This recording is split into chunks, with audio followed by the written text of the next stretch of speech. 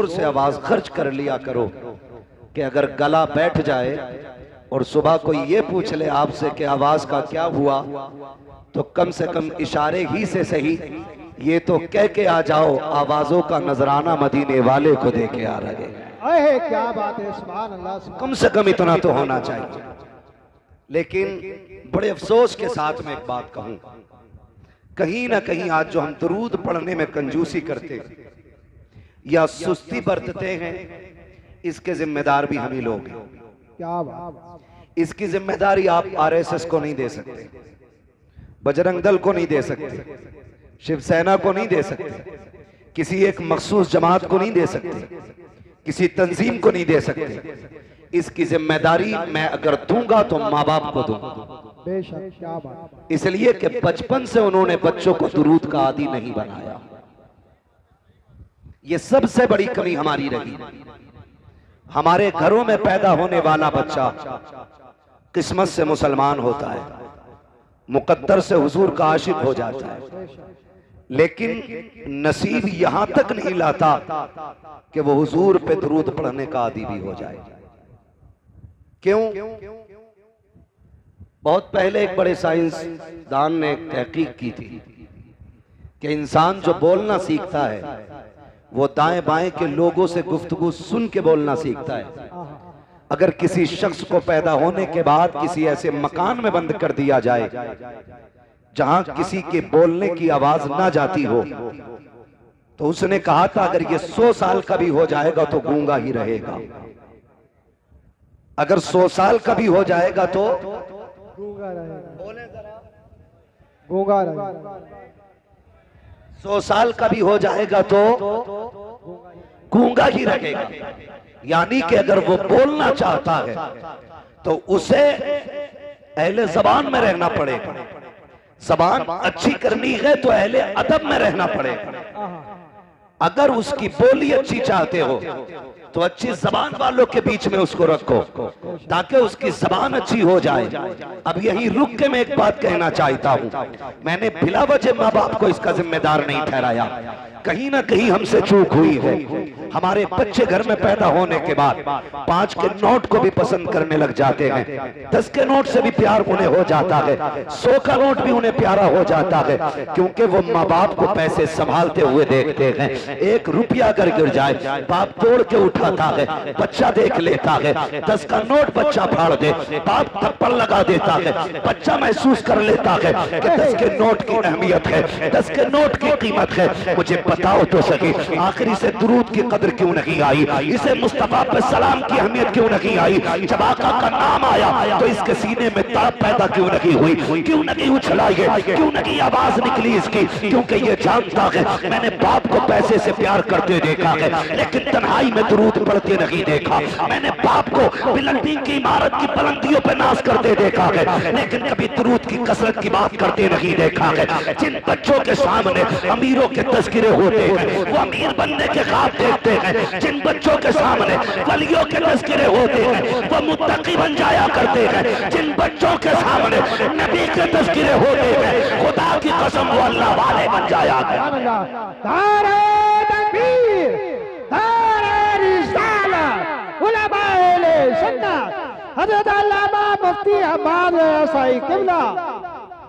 मुझे खुद बताओ, आज हर घर की कहानी है। घर के अंदर बंदे 5 है कारी साहब, तो मोबाइल 10 तो होंगे, 9 नहीं होंगे। घर में बंदे 5 हैं मगर कुरान एक ही। ये कड़वी सच्चाई है, ये ठेके लिए बैठे हैं कौम, और हमारी कौम को इतना पक्का यकीन है कि बिना हिसाब के जन्नत में जाएंगे। बिल्कुल ही डर नहीं, कोई खौफ ही नहीं है हमें। एक मर्तबा कब्र याद नहीं करते हम, और हमारी कब्र हमें 70 मर्तबा रोज याद करती है। रोजाना 70 मर्तबा कब्र आवाज देती है और कहती है होश कर, यहां पे तेरे लिए गद्दे नहीं लगे हैं, हाइलोजन और एसी नहीं लगी है, इंतजाम तू करके ला। मैं अंधेरे का घर हूं, मैं कीड़ों का घर हूं, मैं सांप बिच्छुओं का ठिकाना हूं। तैयारी करके आ। कब्र बता तैयारी कैसे करेगी? का बड़े अच्छे अच्छों के मैंने नशे उतार दिए हैं, बड़े अच्छे अच्छों के मैंने नशे ढीले कर दिए। जो ये समझते थे सामने किसी का कदम नहीं टिकता, मेरे अंदर आए हैं तो मैंने होश ठिकाने लगा दिए हैं। मेरे अंधेरे से बड़े बड़ों के पसीने छूट जाते हैं। तैयारी करके आ। बता क्या तैयारी करके लाए? कब्र कहती है सूरह यासीन की तिलावत का आदी हो जा, सूरह रहमान पढ़ने का आदी हो जा, कुरान की तिलावत लेके आ। मेरे अंदर तेरा दिल लग जाएगा। रातों को उठ के तहज्जुद पढ़ना शुरू कर दे, मेरे अंदर तेरे लिए आने से पहले उजाला कर दिया जाए। सुभान अल्लाह, सुभान अल्लाह। कितनों के पास तहज्जुद की तो दौलत है, अंदाजा लगाएं। हाथ नहीं उठवाऊंगा, मैं किसी का राज नहीं खुलवाना चाहता। जब रब बंदों का राज नहीं खोलता तो फिर बंदे को क्या हक पड़ा किसी बंदे के ऐप खोले? बंदों को बंदों की पर्दापोशी करनी चाहिए। लेकिन इतना जरूर कहूंगा, क्या तैयारी है हमारे पास? क्या तैयारी है? वो तो मुकद्दर के धनी हैं हम कि हुजूर की उम्मत में पैदा हो गए। क्या बात है, सुभान अल्लाह, बहुत अच्छा। हाँ, जहां तुम बेटों की विलादत पे 2 रकात पढ़ते हो, पैसे की कसरत पे 2 रकात पढ़ते हो, तेरा काम चल जाए तो 2 रकात पढ़ता है शुक्र की। एक बार ये सोच के भी 2 रकात पढ़ लिया करके रब ने तुझे हुजूर की उम्मत में पैदा कर दिया है। बेशक, आहा क्या बात है, सुभान अल्लाह। हुजूर की उम्मत में पैदा कर दिया गया है। वरना पहली उम्मतों के हालात पढ़ें, और पढ़ नहीं सकते तो मुफ्ती साहब से आके पूछें और कहें पहली उम्मतों के हालात क्या थे। कहेंगे किसी ने नाफरमानी की तो रब ने बंदर बना दिया, किसी ने रब के हदों को तोड़ा तो अल्लाह ने जमीन फाड़ के जमीन में बढ़ा दिया, अगर किसी ने रब की नाफरमानी की तो उन पर पत्थर बरसा दिए गए, कहीं जमीन के तबके पलट दिए गए। जिन्होंने नाफरमानियां की वो वक्त रखे नहीं गए जमीन पे। आज कौन सा जुर्म ऐसा है जो हमारी कौम के अंदर नहीं है? कौन सा गुनाह ऐसा है जो हम कर नहीं रहे हैं? लेकिन बात क्या है, पत्थर क्यों नहीं गिर रहे हैं, जमीन क्यों नहीं फट रही है, चेहरे बिगाड़ करके बंदर और सुअर क्यों नहीं बनाए जा रहे हैं? तो सुन, ये तेरा कमाल नहीं है, ये तेरे अमाल नहीं है, ये एहसान मदीने वाले का है। रब ने वादा लिया है, माकान अल्लाहु लियुअज़्ज़िबहुम व अंत फ़ीहिम रसूला। महबूब सेकंड लगते मैं तो मिटा के रख देता, लेकिन तेरी इज्जत की कसम तेरे चेहरे को देख के मैं इनके गुनाहों को बख्श देगा। बेशक, सुभान अल्लाह, सुभान अल्लाह, बहुत अच्छे। आज जो बचे हैं हुजूर की वजह से बचे, आज हुजूर की वजह से बचे। क्यों नहीं पढ़ाता बच्चे को दुरूद? क्यों नहीं सिखाते औलाद को हुजूर का प्यार? हमारे बच्चे 3 साल के हो जाएं, फिक्र हो जाती है, स्कूल ढूंढने निकल जाता है, इंग्लिश मीडियम चाहिए। मौलाना फीस की फिक्र नहीं है, फीस की फिक्र नहीं है, 1 नंबर क्वालिटी होनी चाहिए स्कूल की। 3 साल में इतनी फिक्र हो गई और तू 63 साल का हो गया, तुझे आज तक दुआ कुनूत याद नहीं हुई? क्या ये हमारी दीनदारी है, ये हमारा इस्लाम है हमारे अंदर। हमारा 5 साल का बच्चा इंग्लिश में पोयम सुना लेता है, लेकिन 5 साल के बच्चे का जो बाप 35 साल का है उसे कुरान की 10 सूरतें नहीं आती। जी, ये कड़वी सच्चाई है। हमारी कौम का सारा फोकस अगर लगाए ना, सारा फोकस लगाए तो चमक दमक पे लगाए, ये सारी रखी रह जाएगी। यार तुमने छप्पर वालों के भी जनाजे देखे होंगे, बिल्डिंगों वालों के भी जनाजे देखे होंगे। बचना कोई नहीं है, मौत सबको आनी है। और याद रखना, जब मौत का फरिश्ता आता है ना तो फिर छोड़ के नहीं जाता है, फिर छोड़ के नहीं जाता है। हैरत होती है, ये तमाम तर उलमा तशरीफ फरमाए, मैं पूरी जिम्मेदारी के साथ कहता हूं, हमारी कौम को 10 सूरतें याद नहीं। और बच्चों को पूरा इंट्रोडक्शन इंग्लिश में बच्चा करा रहा है, अपना नाम, अब्बा का नाम, गली का पता, घर का पता। तेरे बच्चे को इंग्लिश में घर का पता याद है, लेकिन तुझे उर्दू में भी जन्नत का पता याद नहीं। क्या बात है, सुभान अल्लाह। जन्नत का पता याद नहीं। हमारी कौम जो बेहोश हुई है ना कहीं हम ही उसके जिम्मेदार हैं। कोई उठ के 500 का नोट मुझे दे, मैं कहूंगा देखो ये जन्नती जा रहा है। 1000 रुपए दे दे तो टिकट दे दूंगा यही। इससे मतलब नहीं ये ब्याज का लेके आया कि सूद का क्या हराम, इससे कोई मतलब नहीं होता। मैं एक बात कहता हूं, बुरा ना मानिएगा, हम सिलसिले वाले लोग हैं, मुफ्ती साहब के बिला सिलसिले वाले लोग हैं, लेकिन बात ही समझ में नहीं आती, पता ही नहीं चलता। पीर मुरीद बैठे हो दोनों, तो पता ही नहीं चलता इनमें मुरीद कौन है, इनमें पीर कौन है, पता ही नहीं चलता हज़रत, पता ही नहीं चलता। अगर कोई पीर से आके कहे मेरे घर चलें, तो उसकी तरफ नहीं, इनसे पूछ लो, इन्होंने बुलाया, इनसे पूछ लो भाई पीर ये है कि तू है। मुरीद का मतलब ये होता है कि जो अपनी मर्जी को पीर की मर्जी पे खत्म कर दे, वो मुरीद होता है। और जो मुरीद अपने पीर को मर्जी से चलाए, वो रंगत में अशरफी रजवी कादरी हो सकता है, लेकिन हकीकत में नहीं। यही वजह है कि जुड़ने के बाद भी सिलसिले से कोई फैज नहीं। क्या बात, मिसाल लंबी नहीं, करीब की बात करूं, करीब की बात करूं। हाथ कंगन को आरसी क्या, पढ़े लिखे को फारसी क्या। रामपुर आपके करीब है, हाफिज शाह जमालुल्लाह भी यहीं के, हाफिज शाह दरगाही भी यहीं के। लेकिन अगर पीरा मुरीदी का आप सिलसिला देखें, हाफिज शाह जमालुल्लाह, हाफिज शाह दरगाही दोनों साथ जंगल जाते और शिकार के लिए जाते। हाफिज शाह दरगाही का दिल थोड़ा नर्म था, जब हाफिज शाह जमालुल्लाह शिकार पर निशाना लगाते तो चुपके से जाके आप परिंदे को उड़ा दिया करते, उड़ा दिया करते।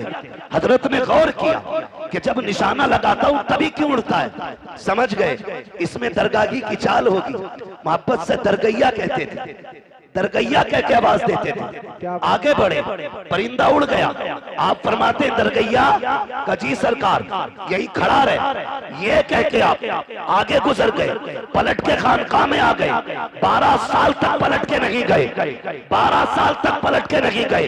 12 साल के बाद फिर उसी जगह पे पहुंचे और शिकार के लिए गए। अचानक कहते हैं यार मुझे यहाँ से दरगैया की खुशबू आ रही है, दरगैया की खुशबू आ रही है। जब इतना कहा दरगैया की खुशबू, लोगों ने निगाह डाली, कोई नजर नहीं आ रहा है। एक मिट्टी का टीला तो है लेकिन कोई शख्स नहीं है। आपसे कहा था हुजूर यहाँ दरगाही की बात कर रहे हैं, 12 साल हो गए हैं, आज तक दरगाही का पता नहीं चला है, आप किसकी बात कर रहे हैं? कहो ना हो मेरा दरगाही यही कहीं पर है। इतना कहने के बाद आपने आवाज दी दरगैया कहाँ है, जरा सामने तो आ। वो जो मिट्टी का ढेर लगा था उसमें खलचल पैदा हुई, मिट्टी फटी, घास फटी। हाफिज शाह दरगाही निकले, आने के बाद कहते हैं हुजूर हाजिर हो। कहा यहाँ क्या कर रहे हो? कहा याद कीजिएगा 12 साल पहले आपने यहाँ मुझसे कहा था दरगाही खड़ा हो जाओ, 12 साल से इसी जगह पे खड़ा हूँ। कहा ये मिट्टी का सरकार जहाँ कदम था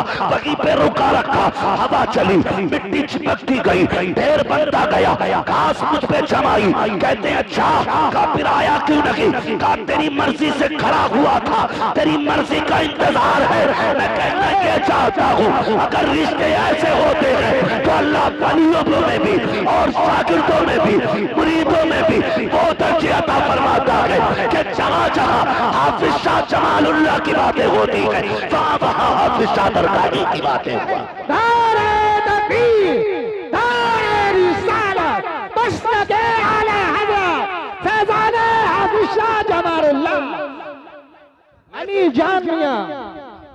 मैं तो एक बात कहता हूं आपसे और सीधी सी बात,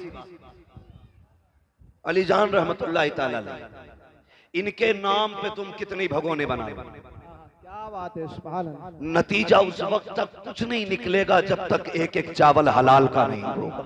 क्या बात, सीधी सी बात, एक एक चावल हलाल का होना चाहिए। हराम से दुनिया लौटा दो, अल्लाह को तेरे खर्चे की कोई परवाह नहीं। अगर रब ने तुझे मजदूर बनाया, मेहनत करके शाम को आ, 100 रुपए कमा के ला, तू 95 नहीं 99 बच्चों पे खर्च कर, एक खुदा की राह में खर्च कर दे। खुदा की कसम अगर मुस्तती हजरात 50,000 खर्च करें और एक गरीब इंसान 1 रुपया खर्च करे, अल्लाह तेरे 1 रुपये को 50,000 से ज्यादा इज्जत अता फरमाए। सुभान अल्लाह, सुभान अल्लाह। 1 रुपये को 50,000 से ज्यादा इज्जत मिलेगी।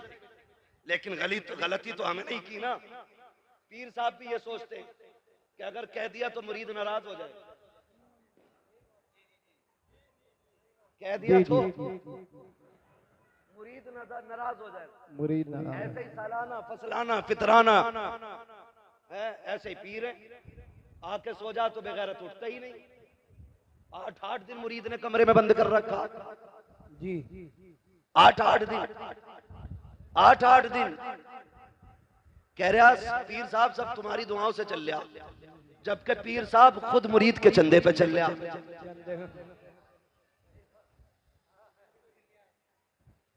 मसला है कोई यार, ये कोई समझ में आने वाली बात है। सिर्फ लेने वाले को पीर नहीं कहा जाता, देने वाले को पीर कहा जाता। बेशक, सुभान अल्लाह। देने वाले। मुझे एक बात याद आ रही है, मेरे मुर्शिदे गिरामी सैयदी सरकार ताजुश शरिया अल्लामा अख्तर रजा खान अज़हरी मियां रहमतुल्लाह तआला अलैह। पहली मिसाल तो ये दे दूं पीर कैसा होना चाहिए। मुंबई गए, मुंबई कयाम एक मुरीद के घर था। आप लेटे हुए थे, गेट के पास में हुजरा था, कमरा हजरत का आरामगाह। 2 बजे गेट बज गया, हजरत तभी लेटे थे। आवाज आहट आई, उठ गए। मुरीद से फरमाया देखो कौन है। वो बाहर निकला, कोई बेचारा जरूरतमंद था।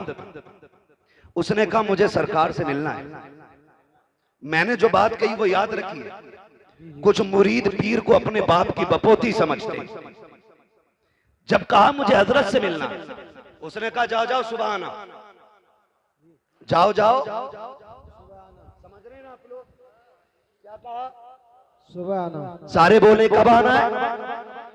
अभी भी कुछ लोग कंजूसी कर रहे हैं, कब आना है? सुबह आना, सुबह आना। ये कह के उसने उसको धक्का दिया। आवाज कमरे तक जा रही थी। मन्नतों समाजत करता रहा कि सुबह मजदूरी के लिए जाना है, मंडी में जाके खड़ा भी होना, बच्चों के लिए 4 पैसे कमा के लाने। मैं सुबह कहां लाइन में लगूंगा? मैं अब तक इंतजार करता रहा, भीड़ कम होगी तब हजरत से मुलाकात करूंगा, मेहरबानी करो हजरत तक मेरी बात पहुंचा दो। उसने कहा नहीं हजरत अभी अभी लेटे हैं। धक्का दिया, दरवाजा बंद कर दिया। लेकिन जब ये हजरत के सामने बात है, ये दूर से महसूस फरमा रहे हैं, कान तक आवाज आ रही है। जब वो अंदर आए उसको धक्का देके क्या देखते हैं? हजरत ने सामान उठा रखा है, बगल में दबा रखा है। उसने कहा हुजूर ये क्या? कहा मुझे तेरे घर नहीं रुकना है। क्या चाहते हैं? का स्टेशन छोड़ने चल, मुझे अभी बरेली जाना है। का हुजूर गलती क्या हो गई? का मैंने तूने नहीं सुना, वो बेचारा कितनी समाजत कर रहा था, मिलने के लिए आया, तूने धक्का दे दिया। कहते सुन, जिसके सीने में उम्मत की परवाह नहीं है, अख्तर रजा को उसके घर की भी परवाह नहीं है। क्या बात है, जिंदाबाद जिंदाबाद, बहुत अच्छे। ओ भाई इसे पीर कहते हैं, इसे पीर कहते हैं। और अल्लाह माफ करे, अगर शहर का सबसे बड़ा स्मगलर, सबकी बात नहीं कर रहा हूं जी, सबकी बात नहीं कर रहा हूं मैं, चंद लुटिया डुबाने वाले पीरों की बात कर रहा हूं, जिन्होंने कौम की लुटिया डुबा रखी है। और हमारा काम है समझाना, इसलिए कह के जा रहा हूं, हम सिलसिलों के मुखालिफ नहीं, हम तो नस्ल दर नस्ल बुजुर्गों से जुड़ने वाले लोग हैं। हम बुजुर्गों के दामन से वाबस्ता हैं और यही जिम्मेदारी और कोशिश उलमा की रहती है कि अपनी कौम को अल्लाह वालों से जोड़ा जाए। बेशक, यही कोशिश रहती है सब। मैं अगर शहर में सबसे बड़ा स्मगलर है और पीर साहब से गहरे ताल्लुकात, तो एक बार भी हजरत ये नहीं कह सकते कि भाई ये काम बंद कर दे। क्योंकि वो रूठ जाएगा, वो रूठ जाएगा। इतनी हिम्मत नहीं है। मैं तो दावे के साथ कहता हूं, अगर हर पीर अपने मुरीद से गलत कामों को छोड़ने की सख्ती से ताकीद कर दे और ये कह दे तेरे घर का पानी तब पीऊंगा जब तू ब्याज लेना बंद कर देगा, जब तू रिश्वत का बाजार ठंडा कर देगा तब मैं तेरे घर पानी पीऊंगा। मेरा ईमान कहता है भले बच्चों को चटनी से पाले, अपने बच्चों को हराम के लुक़मे नहीं खिलाएगा वो बंदा। क्या बात है, सुभान अल्लाह सुभान अल्लाह। लेकिन इस पे सख्ती नहीं। बस मैं आपसे चंद बातें करना चाहता हूं, बहुत गौर से मेरी बात भाई। हल्का इको कम कर दीजिए, पीछे वाले लोग कह रहे हैं कि आवाज साफ नहीं आ रही। तवज्जो है सारे लोगों की? वैसे मेरे हिसाब से तो बहुत अच्छी आवाज है। तवज्जो है सारे लोगों की ना? हम अपने बच्चों को क्या सिखाते हैं? दौलत का भी एक नशा है जिसका खुमार शराब से ज्यादा होता है, ये याद रखना। दौलत का भी अपना नशा है, इसका खुमार शराब से ज्यादा होता है। अगर इसकी लत किसी को लग जाए ना तो फिर बेड़े गरक कर देती है, नस्लें फिर बचा नहीं करती, फिर बेड़े गरक हो जाया करते। हम जानते हैं, हमारे घर में बच्चा पैदा हो, हमें 3 साल से इंग्लिश मीडियम की फिक्र और पूरा घर उसकी नौकरी में लग जाता है। वक्त पे जूते, वक्त पे ड्रेस, वक्त पे किताबें, वक्त पे टिफिन, सारी चीजें तैयार होती हैं, सारी चीजें। उसके बावजूद भी अगर बच्चे की तरफ से कोई कमी हो जाती है तो माँ बाप उल्टे बच्चे से निहोरे करते हैं, उसी को राजी करने की कोशिश करते हैं। आपसे एक बात कहूं, हमारे बच्चे स्कूल जाते हैं कि नहीं? जाना चाहिए, मैं तालीम का मुखालिफ नहीं। पढ़ें और आगे बढ़ें। इस दौर में वो तरक्की करेगा जिसके हाथ में कलम होगा। क्या बात है। जिसके हाथ में कलम नहीं उसे भीख भी नहीं मिलनी है, क्योंकि अब तो भिखारी भी QR कोड लिए घूम रहे हैं। मिल गया रोड पे भाई, 2 महीने का टूटा नहीं है, उसने जेब से निकाला, मशीन थी पूरी, बोलने वाली बटन दबा के बोला लो इस पे कर दो। मैं उसका मुंह देख रहा, मैंने भाई दिए जितने देने थे वो खटाक से उसकी मशीन बोली, इतने रुपए प्राप्त हुए। मैंने कहा फकीर भी इतने आगे बढ़ गए, मेरी कौम अभी कितनी पीछे पड़ी है। पढ़ें और आगे बढ़ें। भीख भी पढ़े लिखे लोगों को मिल रही है। लेकिन आपसे मैं एक बात कहूं, हम अपने बच्चों को स्कूल भेजते हैं, बोलो कै बजे उठ जाते हैं? कितने बजे उठ जाते हैं? माँ और बाप या माँ बहन ये तकरीबन 4 से 5 बजे तक बेदार हो जाते हैं। क्यों? बच्चे को स्कूल जाना है, इसलिए 4 बजे उठ जाते हैं माँ बाप। और 4 बजे उठने के बाद माँ नाश्ता टिफिन सारा तैयार करती है, बहन बस्ता तैयार करती है। बैग तैयार करने के बाद बच्चे को वक्त पे उठा करके स्कूल भेजा जाता है। जो माँ 4 बजे उठ करके अपने बच्चे को वक्त पे स्कूल भेज सकती है, वो अजान सुनने के बाद अपने बच्चे को मस्जिद क्यों नहीं भेज सकती?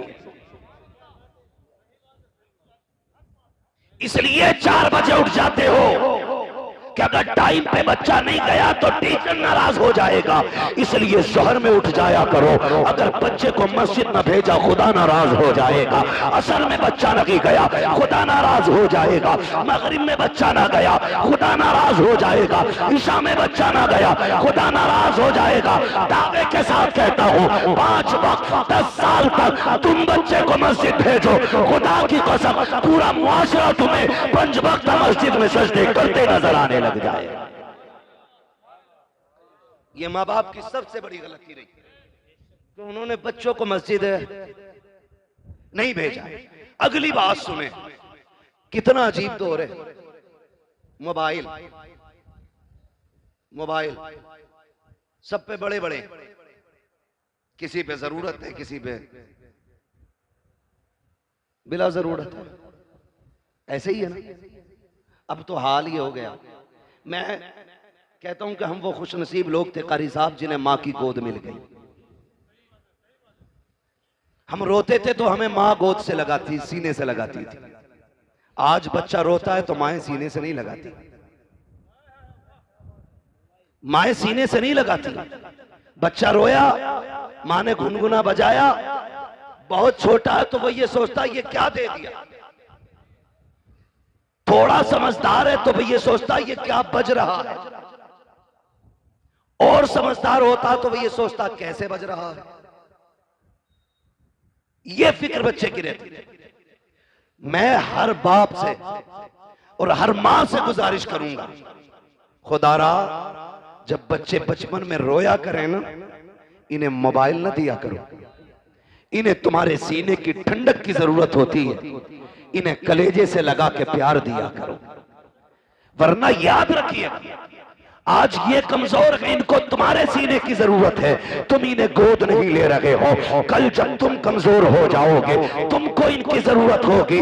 आज तुमने मोबाइल थमाया है, कल ये तुम्हारे हाथ में मोबाइल थमा के कहेंगे हमें वक्त नहीं है, लो मोबाइल से वक्त गुजारो। खुदा की कसम, जब रीढ़ की हड्डी दर्द करेगी तो मोबाइल दर्द नहीं बांटेगा। जब पिंडलियां टूटेंगी तो मोबाइल से दर्द कम नहीं होगा। जब जबान लड़खड़ाने लग जाएगी तो मोबाइल तेरी तर्जमानी नहीं करेगा। जब तू ऊंचा सुनने लग जाएगा, मोबाइल तेरे काम नहीं आएगा।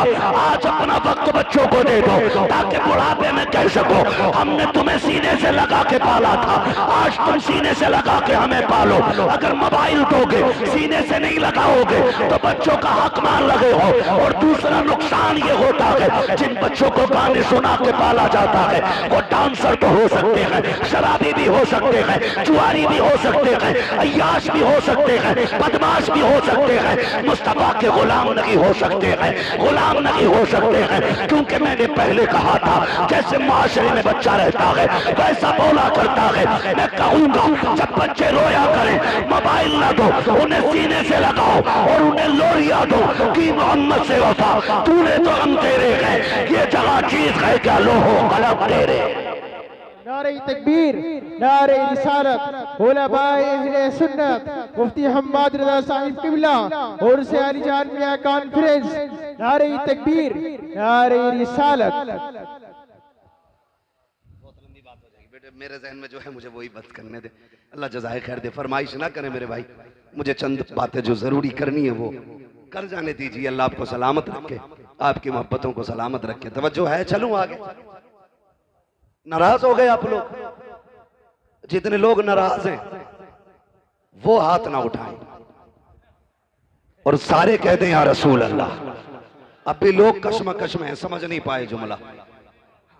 बहरहाल मेरा कोई मसला नहीं, मेरा कोई मसला नहीं, बस मैं आपसे इतना कहता हूं, हम जब बच्चा हमारा सुबह तैयार हो जाता है, कभी कभार ऐसा होता है बच्चा पहले उठ जाता है और नाश्ते में थोड़ी बहुत देर हो जाती है कि नहीं, तो बच्चा कहता है अब क्या करूं, तो अम्मी मोबाइल दे देती है। तो टेबल पे बैठ, ये चला गेम खेल, पबजी खेल, और कौन सा गेम चल रहा है, कौन डूब गई। स्टेशन पे अकेला शोर मचा रहा था, अकेला ही कह रहा मार मार मार। मैं डर गया, मैंने कहा मसला क्या है। देखा तो कान में लीड लगा के चीख रहा था। पागल हो गए हम लोग। ये जवानियां ये पबजी के लिए थी,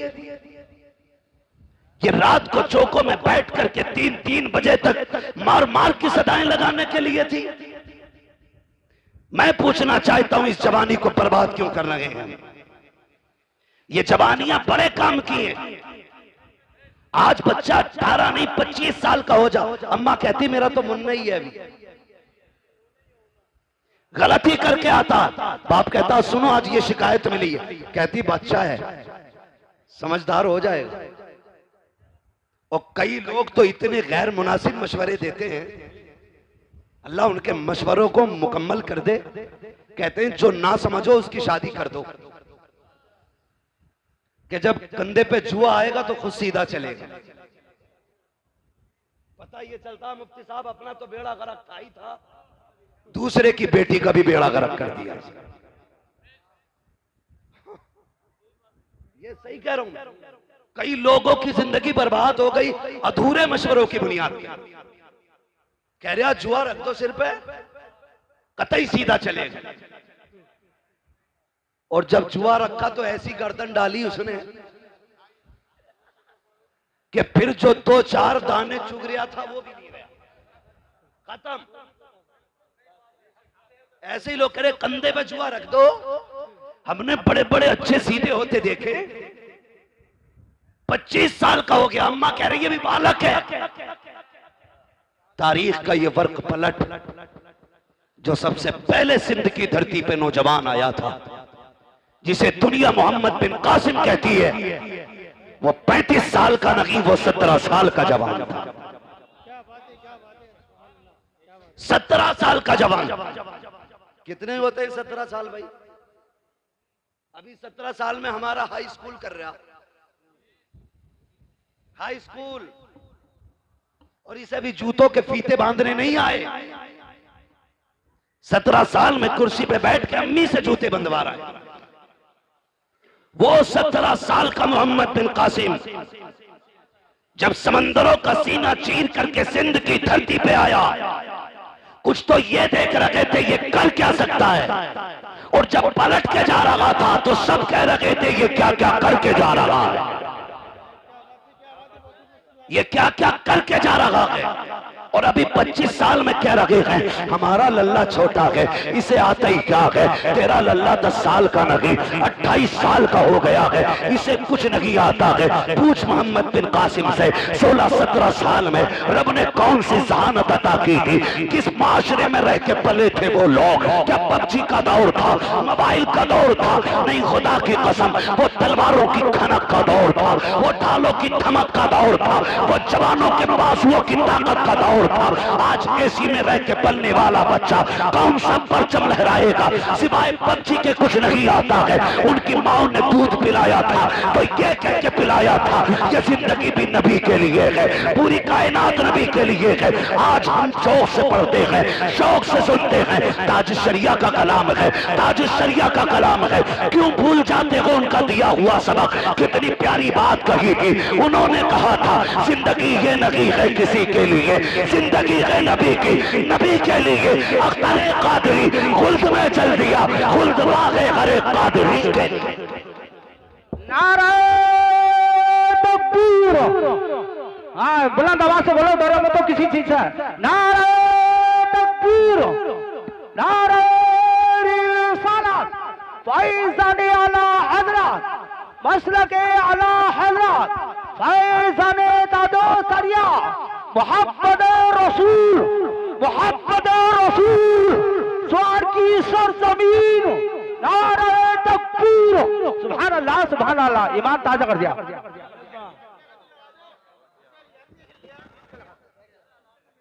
चले आगे, जरा कह दें या रसूल अल्लाह। हमने क्या पढ़ाया बच्चों को, हमने क्या पढ़ाया? ताजुश शरिया ने भी बेदार किया, आला हजरत ने भी बेदार किया। आला हजरत से चिढ़ने की जरूरत नहीं, उन्हें पढ़ने की जरूरत है। उन्हें कारी साहब पढ़ने की जरूरत है, बिला वजह में दूर दूर से चिढ़ते। आला हजरत ने कहा था सूना जंगल रात अंधेरी, छाई बदली काली है, सोने वालों जागते रहियो, चोरों की रखवाली है। कितनी बड़ी बात कह गए, सोने वालों जागते रहियो, सोने वालों जागते रहियो, चोरों की रखवाली है। मैं आपसे कहना चाहता हूं क्या तैयारी हमने की है? सारे नौजवान बैठे, सारे नौजवान बैठे, इतना कमजोर कोई नहीं है जो रोजाना सलातुत तस्बीह ना पढ़ सके। पढ़ सकता है नहीं हर नौजवान? अगर सीख ले तरीका, हर नौजवान एक मर्तबा रात में सलातुत तस्बीह पढ़ सकता है। इतने मजबूत लोग हैं, इतने मजबूत लोग हैं, लेकिन नहीं, ये मजबूती ताकत की नहीं होनी चाहिए, और जिस्म की ताकत से भी उतना काम नहीं बनता जितना रब की रहमत से काम बना करता है। रब की रहमत से जितनों ने गर्दने मैदान जंग में कटाई, हर परवरिश के पीछे एक जियाली मां का हाथ है। पढ़ लो सारी तारीख। अलीजान बाबा की महफिल में बैठे हो, ये भी किसी पारसा मां का लाल होगा जिसकी रियासतें और इबादतें इतनी बुलंद हुई कि अल्लाह ने इसको विलायत का दर्जा अता किया। क्या बात है, क्या बात है, बहुत खूब। अगर माएं दीनदार होती हैं तो औलाद नेक हो जाती, लेकिन अगर माएं दीन के नाम पे बुज़दिल हों तो फिर औलादों में शेरे खुदा पैदा नहीं होते।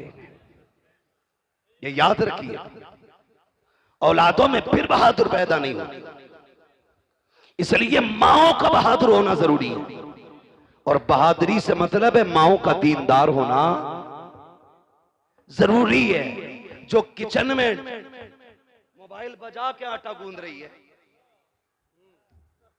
उस रोटी को खाने वाला फजर में उठेगा? नहीं उठेगा। बताओ यार, उठेगा? अगर मां बिना दुपट्टे के खाना बना दे तो फिर उस रोटी को खाने वाले के दिल में दुरूद का जज्बा पैदा होगा? नहीं हो सकता। अगर चाहते हो तेरे लुकमे के अंदर इबादत का नूर पैदा हो तो फिर माँ से कह के कनीज़े फातिमा ज़हरा बन, बहन से कह के कनीज़े फातिमा ज़हरा बन। जाओ जाकर के बेटियों को बताओ कि रोटियां बनाया करो तो सर से दुपट्टे नहीं उतरने चाहिए। आज घरों में ऐश के साथ रहने के बावजूद हमारी घर की बेटियों के सरों पे दुपट्टे नहीं रखे, हया का चादर उनके सर से उतर चुकी है। आज मैं आपसे कहना चाहता हूँ, दुनिया फिलिस्तीन के लिए रो रही है, लेकिन मैं ये कहता हूं जितनी बहादुर माएं फिलिस्तीन की जमीन ने पैदा की है, आज तक कोई जमीन पैदा नहीं कर रही है। उनके हौसलों को सलाम, उनकी जुर्रतों को सलाम, उनकी बंदगी को सलाम, रब से मोहब्बत को सलाम। एक बेटी का इंटरव्यू आया, उससे पूछा गया था हर वक्त नकाब में क्यों नजर आती हो? उसने कहा था तुम सफर की बात करते हो, हम तो बिस्तर पे भी लेटते हैं, तो नकाब पहन के लेटा करते हैं। का नकाब पहन के क्यों लेटती हो? किसी ने सोचा था कि शायद यह जवाब देगी कि कब भागना पड़ जाए, इसलिए नकाब पहन के लेटते हैं, लेकिन उसके जवाब ने पूरी दुनिया को झंझोड़ के रख दिया था। बच्ची ने कहा था कि हमारी जमीन पे बमबारी हो रही है, कब जाने कहां जाने किस जगह बम गिर जाए और छत गिर जाए, कब उसके नीचे मलबे में दब के मर जाए। हम नकाब इसलिए पहनते हैं अगर किसी छत के नीचे हम दम दब के मर जाए और लोग लाशें निकालने आए तो हमारे जिस्म के ऊपर नकाब का पहरा होना चाहिए ताकि किसी की नजर हमारे बदन पे ना पड़ने पाए।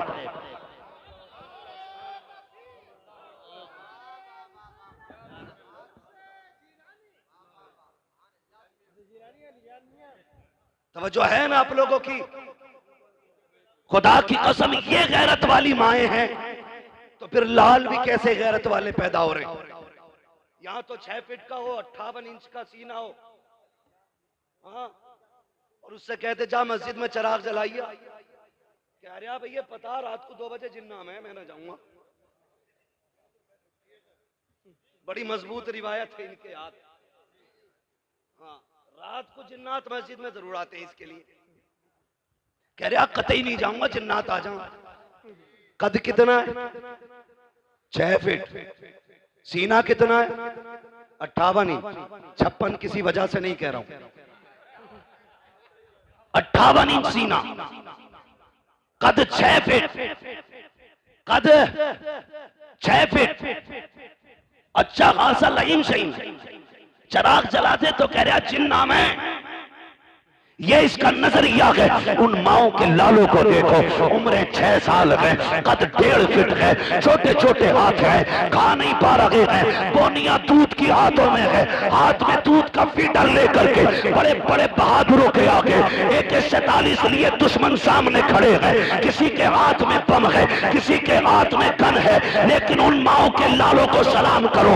6 साल की उम्र में भी आंखों में आंखें डाल के कहते हैं तूने समझ क्या रखा है, हमने मोहम्मद का कलमा पढ़ा है, हम जान दे सकते हैं, ईमान नहीं दे सकते। मगर कब होगा? जब माए नेक होंगी, जब माए नेक होंगी। दादी कितनी नेक है पता है? पोते की शादी आ जाना, पैर नीचे नहीं रख रही है कारी साहब को, उड़ उड़ के कह रही है 7 दिन पहले गीत शुरू कर दो।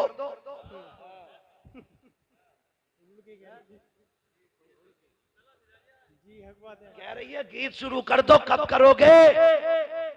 7 दिन रह गए, मेरी अम्मा शादी में 7 दिन है और तेरी मौत का एक लम्हा भी बाकी नहीं है।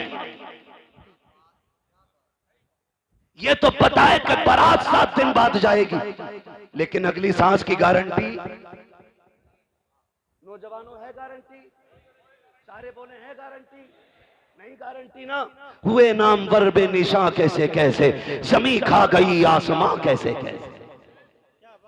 कह रही है 7 दिन रह गए, गीत शुरू कर दो।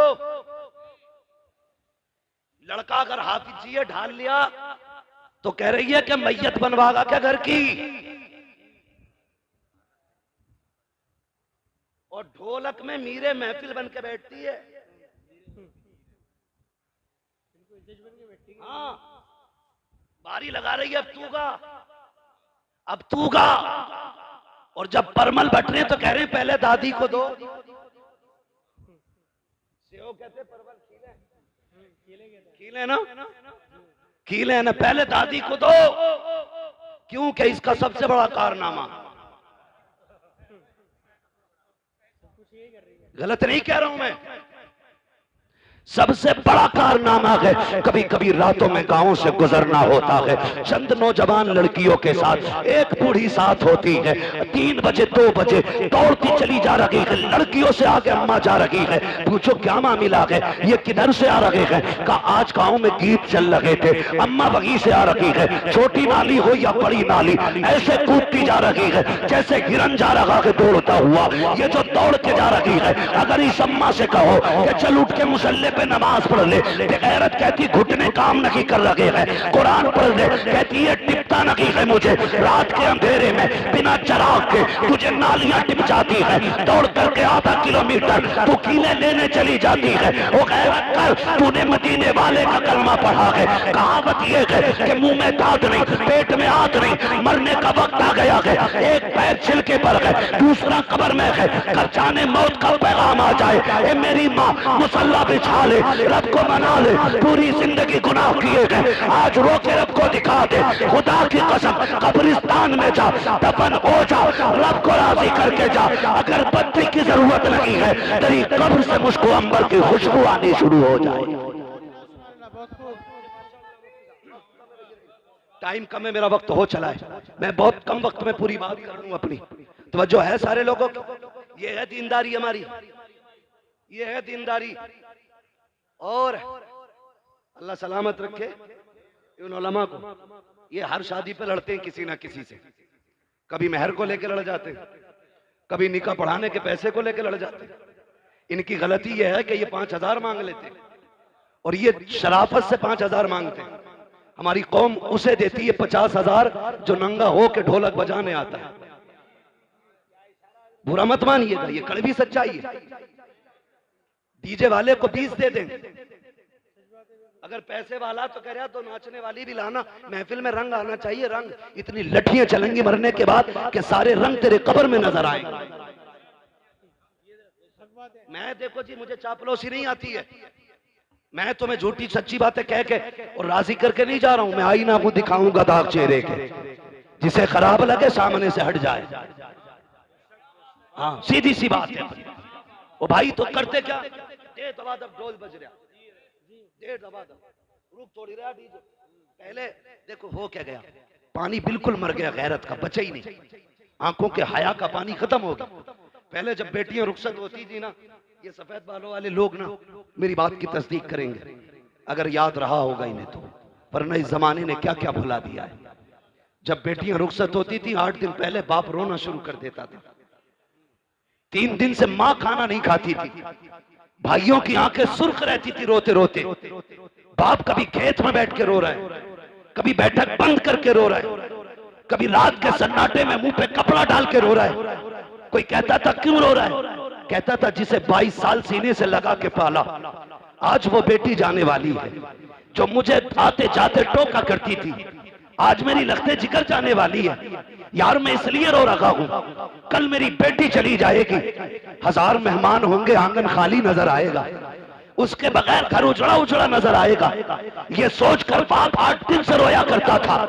जरा याद करो आज की बेगैरती को और याद करो उन लोगों की कुर्बानियों को। जब बेटी की रुखसती के 5 दिन या 8 दिन रहते थे, बाप रोज तहज्जुद पढ़ने मस्जिद जाता था और मुसल्ला बिछा के इतना रोता था कि उसकी सिसकियां मस्जिद के बाहर तक सुनाई देती थी। लोग पूछते थे यार क्या मांगता है, खाने का भी इंतजाम हो गया, सारा जहेज आ गया है, अब क्यों रो रहा है? वो कहता था जो मेरे बस का है मैंने कर दिया है, अब जो रब की मर्जी पे है वो मांगने गया था। कहा क्या मांगने गया? कहा मैं रो के कह रहा था मालिक इसने 22 साल 25 साल 18 साल मेरे घर गुजारे, अल्लाह मैंने चटनी से भी खिलाई तो इज्जत से खिलाई थी, रूखी रोटी भी खिलाई तो बेटी को इज्जत से बैठा के खिलाया था, अब गैरों के हवेली जा रही है, रब से ये कहने गया था ए मेरे मालिक पहले मेरी बेटी को सोने के लुक़मे ना मिले, चटनी के लुक़मे दे देना, मगर मेरी बेटी को इज्जत के लुक़मे अता फरमा देना।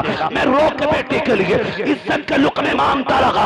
आज मैं पूछना चाहता हूँ कल बेटी रुखसत होने वाली होती है और बेगैरत भाई डीजे बजाता है, जश्न मनाता है, क्यों गैरत मर चुकी है, बगैर रुखसत हो रही है, या मुसीबत को सर से डाल रहे हो इसलिए जश्न मना रहे हो। यही वजह है कि बहनों के घर भी बर्बाद रहते हैं और उनके मैके भी बर्बाद रहते हैं। अगर ये चाहते हो कि बहन बेटियों के मैकों में आबादी रखे तो गाने ना बजा, डीजे ना बजा, मुसल्ले बिछा, रो के दिखा, रब को आवाज दे। खुदा की कसम जिसने दुनिया बनाई है वो तेरी बेटी के मुकद्दर को फिर से बना भी सकता है। सवार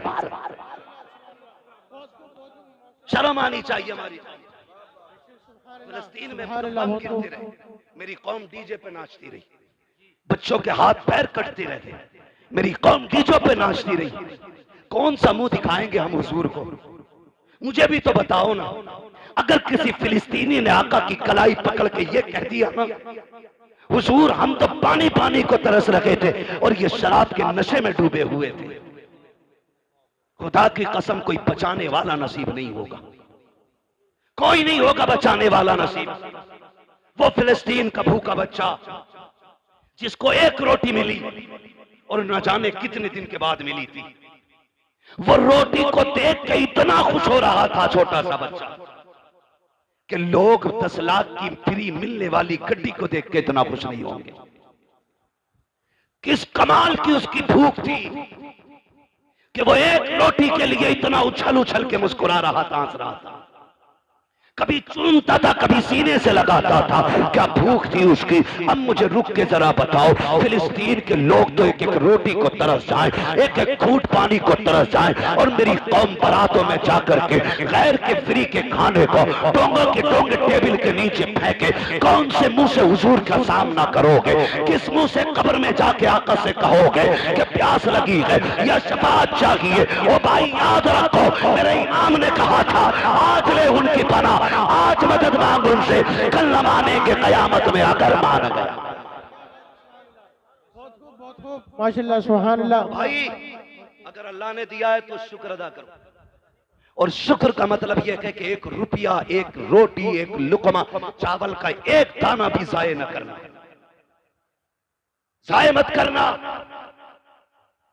खिला दो किसी भूखे को, दे दो किसी जरूरतमंद को।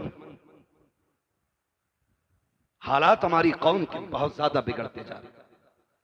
8-8 दिन डीजे बजा करके फिर अपनी कौम में शोहरत लिखवाना चाहते हैं हम लोग।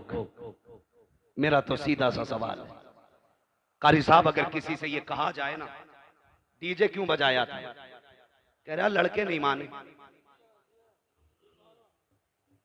अब्बा कह रहा कि लड़के नहीं माने, क्यों? कब?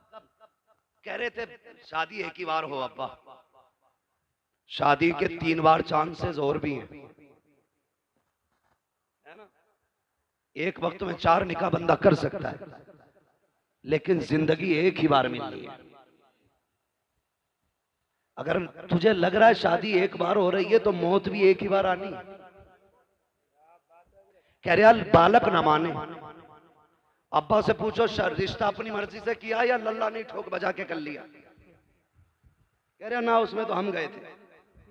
तो मैंने कहा ये बता दे, रिश्ते में तो तू अब्बा था, डीजे में ये अब्बा कैसे हो गया? हमारे यहां तो अब्बा की चलती है तो हर जगह चलती है, हर जगह चलती है जी। तो अब्बा कह रहा लल्ला ना माना, लल्ला को पकड़ लिया इमाम साहब ने मस्जिद में। क्यों भाई यार, तुम तो कम से कम शर्म कर लेते।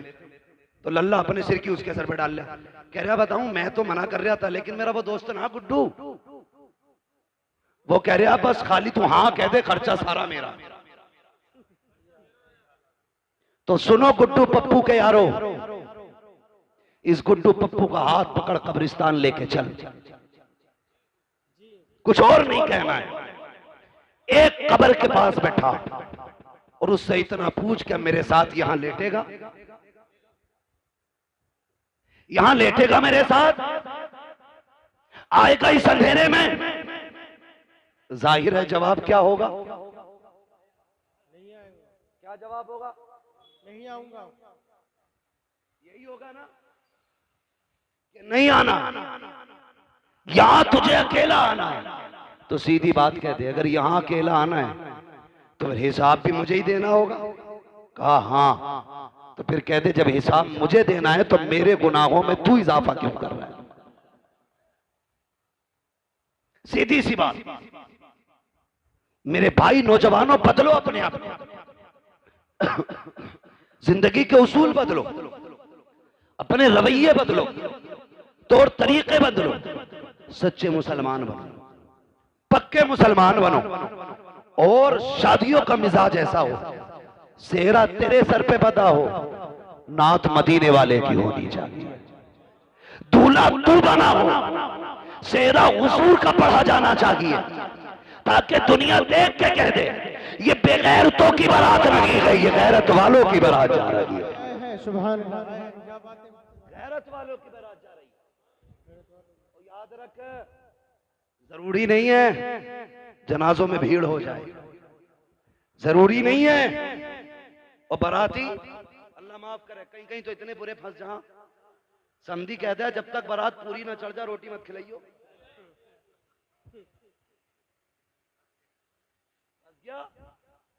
40 किलोमीटर चल के गया था बाइक से, अब वहां दूल्हा के साथ फैलना है, तो पैर ऐसे उठ रहे हैं कि इधर एक उधर, गिरते पड़ते दूल्हा के साथ टहलना। घूम लिया और जब निकाह का टाइम आया तो 5 लोग बचे। कितने? 5 लोग बोल सकते हैं कि नहीं? कितने? 5 बाकी कौन? 5 बहनोई, अब्बा, ये भी दोनों मजबूर हैं, वरना ये भी निकल लेते। और 2 दोस्त, एक जनाब खुद। और कौम की हालत देखो, कहने को हम बहुत पक्के मुसलमान हैं, और जब दूल्हा को कलमा पढ़ाओ ना तो करवट वाला कह रहा है ला इला ला इला ला इला, कह रहा ला इलाहा, तो इसे ला इलाहा कहने में मुसीबत आ रही है।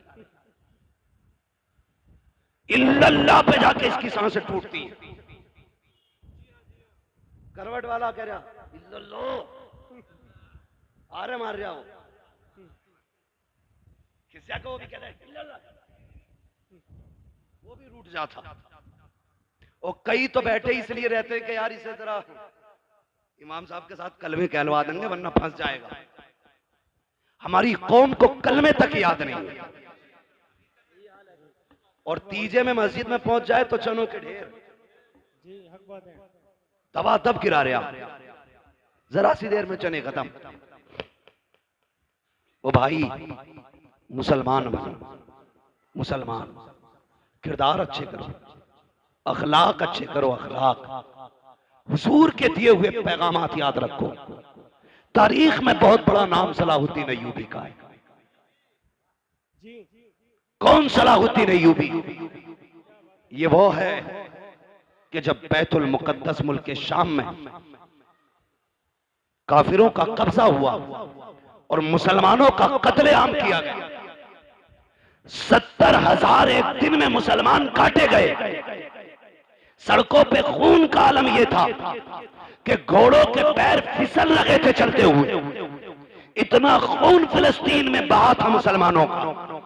उसी दिन से इस जवान ने अकेले खड़े होकर कहत किया था, आज जो 70,000 काटे गए हैं, जब तक इनका बदला न ले लिया जाएगा उस वक्त तक चैन से नहीं बैठना। और तारीख गवाह के अकेला उठा, रब ने मदद की। फिर इसने फलस्तीन के दरवाजे पे जाकर बैतुल मुकद्दस के दरवाजे को खटखटाया। पादरी खड़े हो गए आगे आके। आज सलाहुद्दीन अय्यूबी फातेह बन के खड़ा है। पादरियों की गर्दनें झुकी हैं, हिसाब लगा रहे थे, हमने इनके 6 माह के न छोड़े, बेटों के बच्चे कत्ल किए, औरतें बच्चों पे तलवारें चलाई गई, जवान नौमर मारे गए।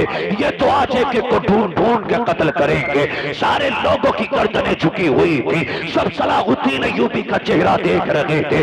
आपने कहा था, सलाहुद्दीन अय्यूबी कहते हैं, कहो पादरी आज क्या लग रहा है तुमको? तुमने मेरे मुस्तफा की 70,000 उम्मत को बेदर्दी के साथ काटा था, आज क्या होना चाहिए? सबकी गर्दनें झुक गई। आज हमारी बर्बादी का दिन है, आज बदले का दिन है, आज हमें मौत नजर आ रही है। सलाहुद्दीन अय्यूबी की आंख में आंसू आ जाते हैं, आंखें बरस जाती हैं। कहते हैं, जालिमो तुम क्या जानो, इस्लाम क्या है और मुसलमान क्या है। आज तुम्हें बदला नहीं लिया जाएगा। आज मैं वो करूंगा जो फतह मक्का के दिन मेरे नबी ने दुश्मनों के साथ किया था। कहा क्या करोगे? उन्होंने बेटी के कातिल को माफ किया था, मैं बैतुल मुकद्दस के कातिलों को माफ कर रहा हूं। तारीख गवाह है, खुदा की कसम। जैसी सलाहुद्दीन अय्यूबी ने इतना कहा कि मैं फतेह मक्का की तारीख दोहराऊंगा। मेरे नबी ने कहा था, अंतुम मुत्तलका, आज सब आजाद हो जाओ। मैं भी कहता हूं आज तुम सब आजाद हो। जैसे इतनी बात कही ना, तुम सब आजाद हो, तो चीखें निकल गई लोगों की। पादरियां कदमों में आ गए, घुटनों के बल तो पड़े थे, खड़े होकर के कहते हैं, सिर्फ रहने की इजाजत की बात नहीं है, सिर्फ कब्जे की बात नहीं है। सलाहुद्दीन हाथ बढ़ाइए, कलमा पढ़ाइए। कहा क्यों? कहा समझ गए हैं, अगर एक सलाहुद्दीन अय्यूबी का किरदार ऐसा है तो मदीने वाले मुस्तफा का किरदार कैसा रहा हो। सुभान अल्लाह, क्या बात है भाई, क्या बात है। उसमें भी फरमाने मुस्तफा पे अमल सलाहुद्दीन अय्यूबी का देखे। तन्हा उठे, चंद लोगों के साथ उठे, फिर फौज बन गई। मैं अकेला ही चला था जानिबे मंजिल, मगर लोग साथ आते गए और कारवां बनता गया। ये कंडीशन हुई। उसमें भी एक कबीला, एक मोहल्ला ऐसा था जो इस्लाम नहीं लाया। सलाहुद्दीन अय्यूबी से जंग हुई। जंग के बाद फातेह बन के बैठा है सलाहुद्दीन अय्यूबी। क्या बन के? आज तो मिंबर या जीत जाए ना, कह रहा देखूं ऐसे गली वाले को। यही बात है, यही बात है भाई। कोई बैठा हो तो बुरा ना मान लो, ये पूरे हिंदुस्तान की कंडीशन। कह रहा बस जीतन दो। मेरी पतंग थी, इसने इमली का स्टिकर लगाया, देख लूंगा इसे। जबकि 5 साल के लिए बना। तो इतना गुरूर है, इतना घमंड है। सलाहुद्दीन अय्यूबी जिसने बैतुल मुकद्दस फतह किया, जिसने बैतुल मुकद्दस पे ला इलाहा इल्लल्लाह का परचम लहराया, वो एक कबीले पे हमला करता है।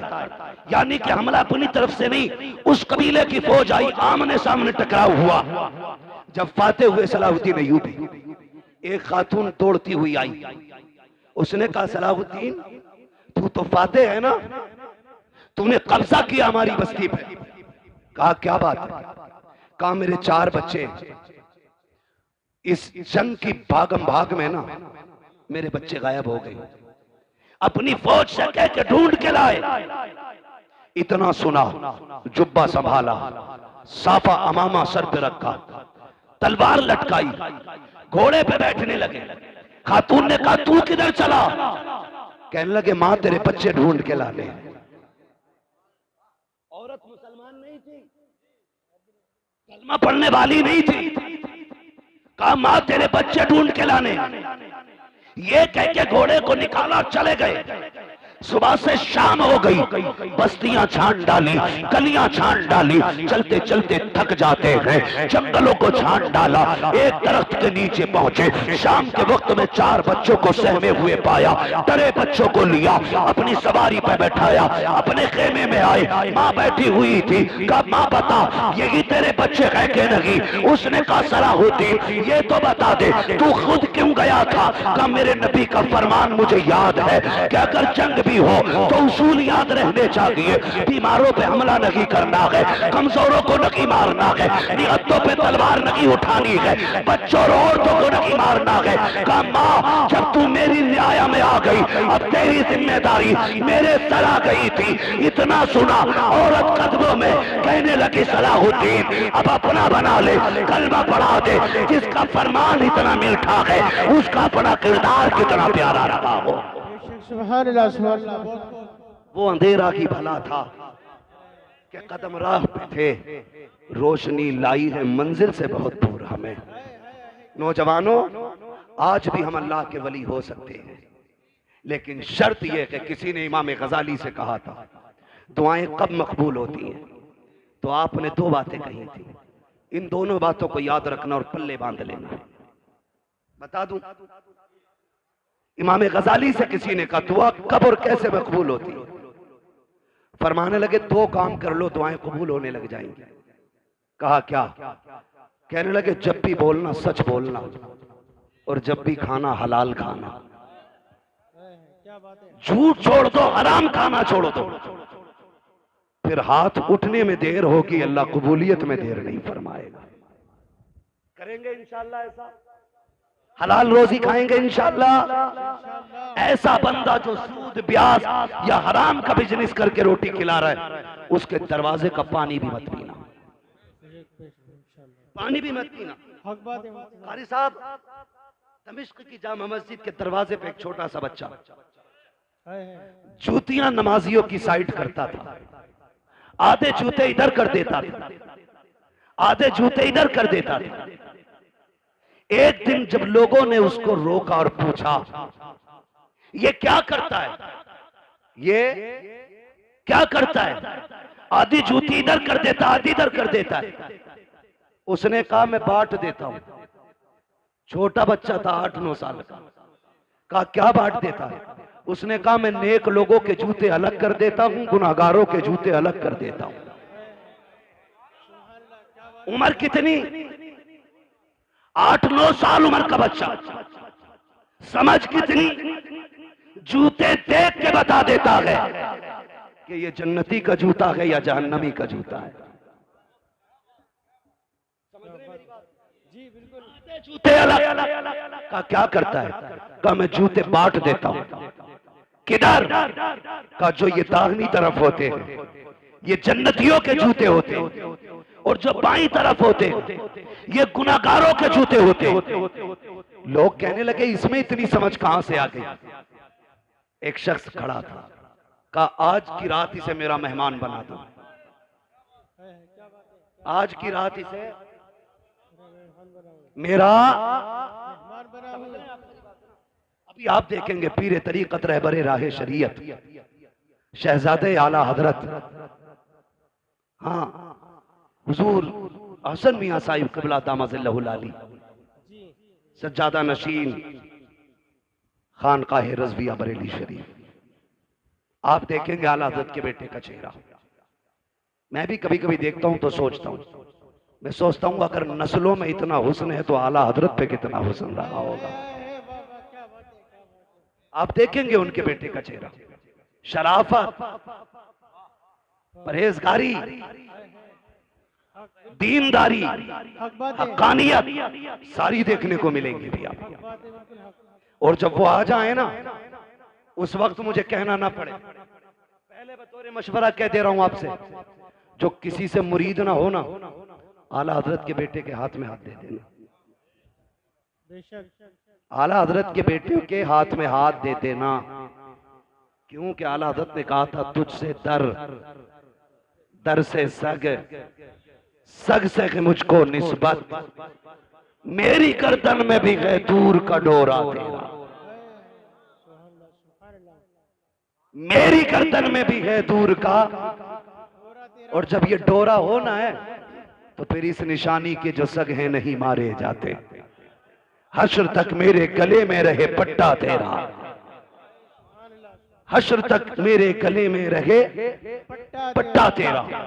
बच्चों को भी डाल देना उनके कदमों में, जवान भी पड़ जाना उनके कदमों में, इसलिए कि जब किसी से बैत हो जाता है ना तो फिर सिलसिले की बरकतें मिलना शुरू हो जाती है।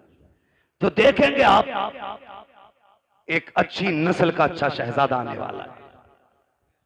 वो इसलिए अच्छे नहीं महज के वो खान साहब है, वो इसलिए महज अच्छे नहीं क्योंकि वो काबुली पठान है, वो इसलिए सबसे अच्छे हैं क्योंकि वो शहजादा इमाम अहमद रजा खान है,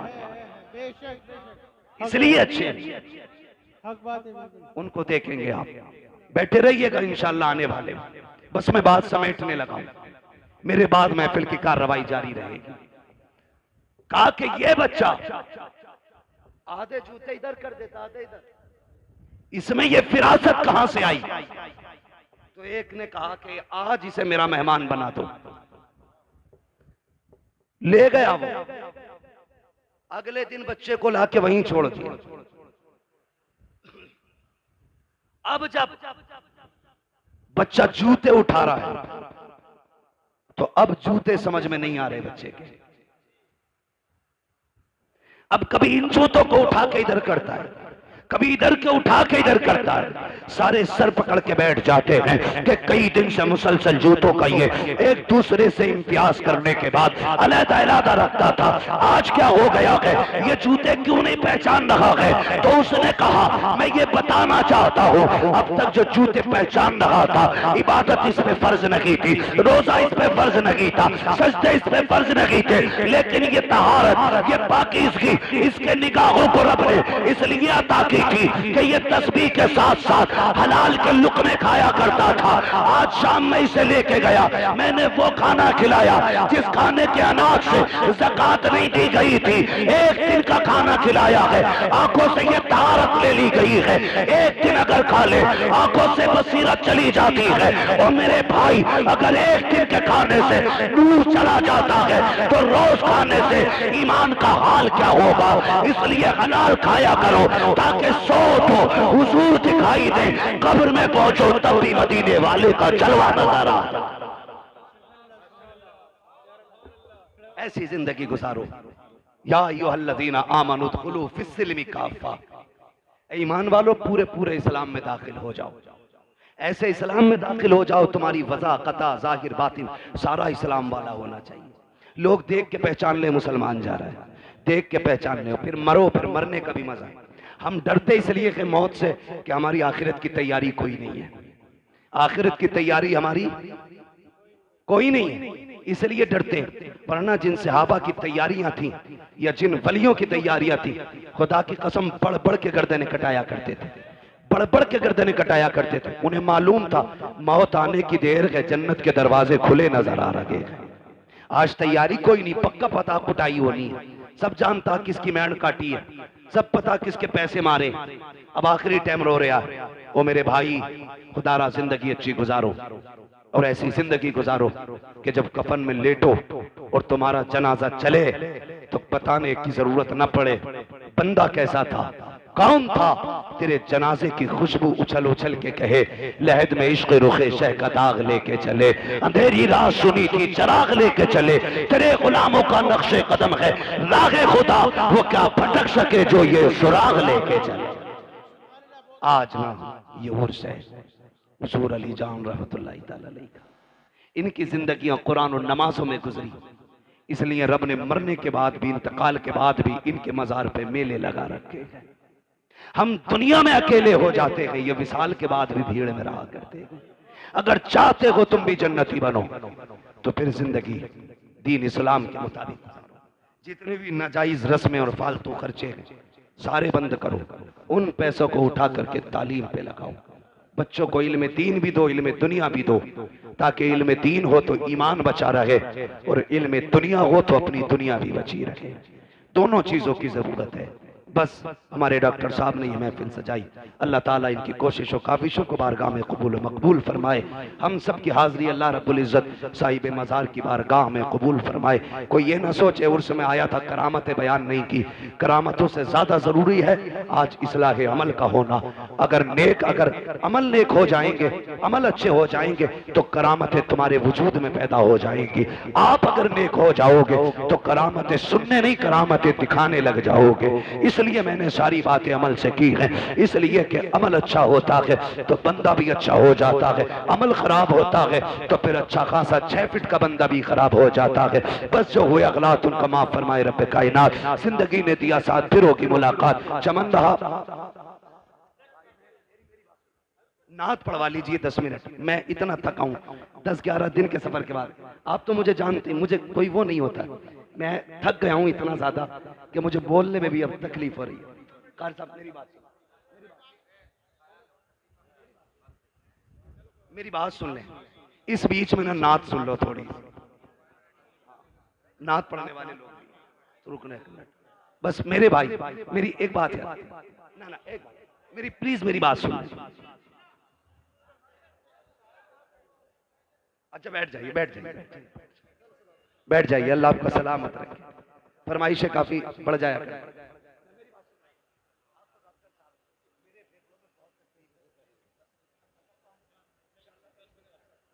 मैं बस फरमाइश नौजवानों की शजरा सुन पढ़ दिया जाए, ठीक है। इंशाल्लाह अगर वक्त बचेगा उसके बाद अदद के आने में ना तो फिर नात खानी भी हो जानी है।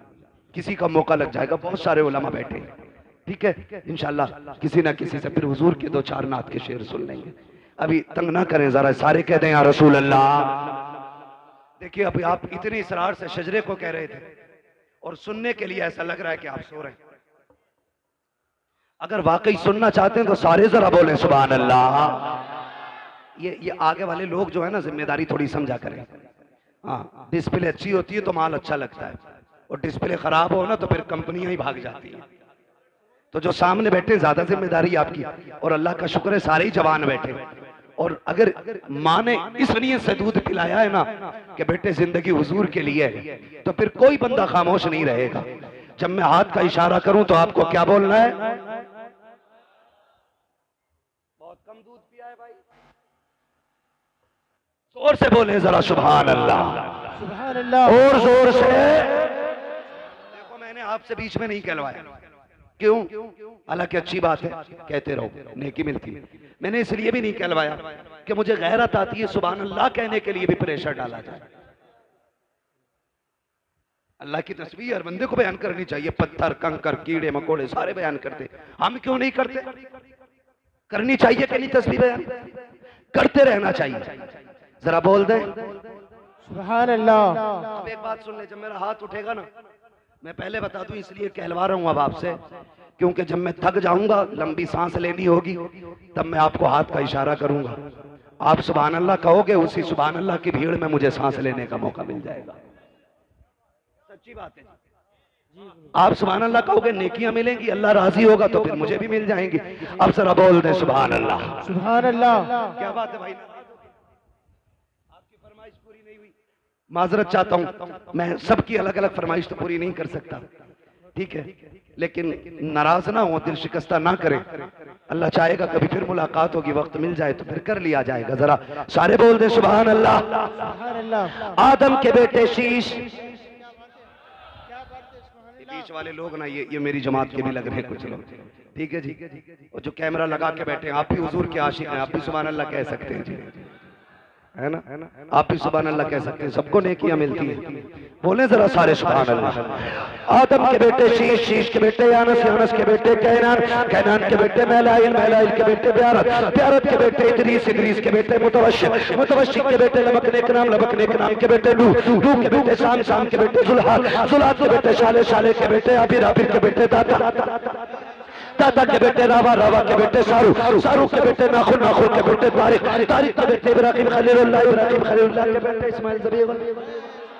इस्माइल सबीहुल्लाह के बेटे केदार, केदार के बेटे अवाम, अवाम के बेटे अमर, अमर के बेटे साबित, साबित के बेटे सलमान, सलमान के बेटे रईसा, रईसा के बेटे इलियासा, इलियासा के बेटे उदूद के बेटे हवा, हवा के बेटे अदनान, अदनान के बेटे मोहित, मोहित के बेटे नदान, नदान के बेटे मुदर, मुदर के बेटे इलियास, इलियास के बेटे मुदरिका, मुदरिका के बेटे खतीमा, खतीमा के बेटे किनाना, किनाना के बेटे नजर, नजर के बेटे मालिक, मालिक के बेटे फार, फार के बेटे खालिद, खालिद के बेटे लुई, लुई के बेटे काब, काब के बेटे मुर्रा, मुर्रा के बेटे किलाब, किलाब के बेटे कोसई, कोसई के बेटे अब्दे मनाफ, अब्दे मनाफ के बेटे हाशिम है, हाशिम के बेटे अब्दुल मुत्तलिब है, अब्दुल मुत्तलिब के बेटे अब्दुल्लाह है, अब्दुल्लाह के बेटे मुहम्मदुर रसूलुल्लाह।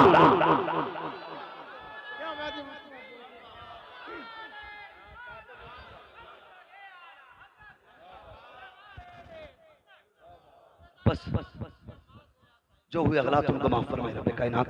जिंदगी ने दिया साथ, फिर होगी मुलाकात, चमन रहा फूल खिलेंगे, जिंदगी रही फिर मिलेंगे, मुसाफिर हम भी मुसाफिर हो तुम भी, किसी मोड़ पर फिर मुलाकात होगी।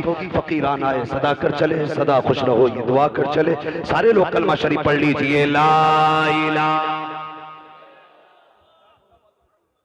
वादा करें कि 10-15 मिनट बैठ के हमें आला हज़रत के बेटे का इंतजार करना है। उनका इंतजार इसलिए भी करेंगे क्योंकि उनके जद्दे अमजद ने कहा था, एक मेरा ही रहमत में दावा नहीं, शाह की सारी उम्मत पे लाखों सलाम। और हम हर सलाम में पढ़ते हैं, डाल दी कल्ब में अजमत मुस्तफा सैयदी आला हजरत पे। ये मैं समझता हूं कि ये लोग इतनी आसानी से आते नहीं है। हमारे डॉक्टर साहब के मामलात बड़े गहरे हैं और सवार के लोगों से गालिबन हजरत बहुत ज्यादा मोहब्बत भी करते हैं, इसलिए हजरत अक्सर यहाँ आते जाते रहते हैं। कोई हमें अगर इतनी इज्जत दे रहा है तो फिर हमें उसकी दिल से इज्जत करनी चाहिए, उसकी दिल से इज्जत करनी चाहिए। ऐसा ना हो हजरत आए और आप उठ के चले जाएं। कोई बात नहीं, अगर आज आधा घंटा लेट जाग लेंगे, सो लेंगे तो क्या हो गया, यही सोच लेंगे रात का आधा घंटा हमने आला हजरत के बेटों के नाम किया था। उन्होंने जिंदगी उम्मत के नाम की है, हम उनके बेटों के लिए कम से कम आधा घंटे के लिए तो रुक सकते हैं ना। उम्मीद है इंशाअल्लाह उठेंगे, नहीं नाम सुनेंगे इतने में हजरत तशरीफ ले आएंगे। मेरे साथ कलमा शरीफ पढ़ लीजिए, ला इलाहा इल्लल्लाह मुहम्मदुर रसूलुल्लाह व मा अलैना इल्लल बलाग। अस्तगफिरुल्लाह रब्बी मिन कुल्लि ज़ंबिन व अतूबु इलैहि। अस्सलामु अलैकुम व रहमतुल्लाहि व बरकातुहू। मुझे यकीन है सारा समाज बदलेगा। मुझे